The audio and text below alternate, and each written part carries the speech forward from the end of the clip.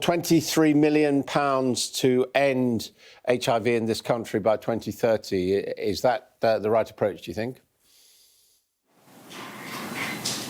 Well, I think that we can do that. If you look at places of high prevalence like Brighton, we had 20 or so HIV diagnoses this year, but only 4 of them were newly infected. The rest were people who have had it for over a year or longer and just weren't getting tested. So this real push to make sure that we test, and in Brighton and Manchester and a few other areas we're going to do opt-out testing now, so when you get your bloods done we'll automatically screen it for HIV. We can really start to push to get no more infections in this country and start to end the disease. But we only do that by also starting to end stigma. And as your report said, the fastest growing group of people for diagnosis of infections are actually women at the moment. So we need to make sure that we're reaching out to all parts and all sections of our society, because we really can do this. It is in our grasp. It's taken 40 years, but isn't it amazing that human endeavour has meant that within 40 years we might be able to, or within 50 years, we might be able to actually eradicate this disease in Britain first of all and then around the world. And for those people in this country who are identified as HIV positive, am I right in saying now medical treatment is such that, you know, you can live with it and live a normal life? It's not, if it's identified, it's not the deadly disease that we will all remember from the 80s and 90s. Exactly. I mean, I've been HIV positive now for 10 years.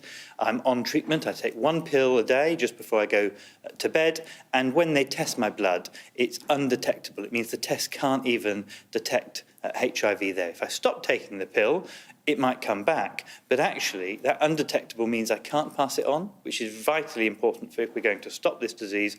But it also means, apart from, my usual activities, that we all do that might limit our lives, over drinking and smoking or whatever that people do, I will live as long as anyone else.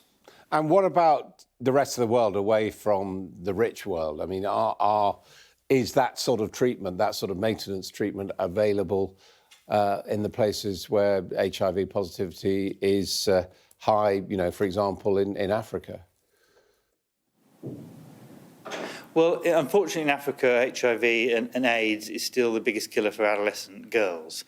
So, there's a stark difference, of course, and we need to roll these medications out. I mean, I've been on trips where they will have part of the medication, but not the whole amount of medication.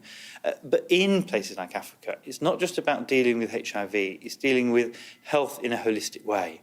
Because if you haven't got the centres, health centres across the country, you haven't got places where people can get tested, where people can pick up their medicine. So it's not just about tackling HIV alone, it's about tackling health issues in those countries. And then it has advantages for TB, malaria, HIV, all those diseases can be started to be tackled. But this plan is primarily about, in the UK, how we can try and eradicate it in less than 10 years, how we can make sure we tackle the stigma, internal stigma of people that might have it. That means that they then don't get treated or tested, but also the societal stigma in terms of making sure that they know, and everyone knows, that if you're on treatment, you're undetectable. If you're undetectable, you can't pass it on and you live that life. And that will make the real difference. And if we can show that we can do it here in the richer countries, then the focus will need to pass on to us helping the poorer countries do that as well.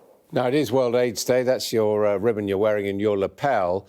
And in advance of that, Joe Biden has made a significant statement saying that the United States wishes to concentrate on this disease, amongst other causes.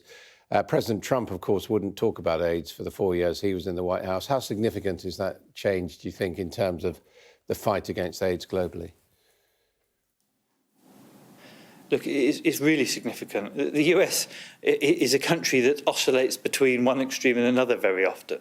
But I remember when I was first diagnosed, to get into the USA, you either had to deny your diagnosis or you weren't allowed to go because there was an absolute ban. That's within the last 10 years. We have Obama lifted that. Trump tried to reverse some of those things, and Biden is setting a path, I hope, where we will see the US with European countries pushing to eradicate this disease and then to support the rest of the world to do it. But if you don't talk about these things, people don't get tested, people don't know about it, and ignorance now is the killer. It's not the disease itself, but it's the lack of knowledge.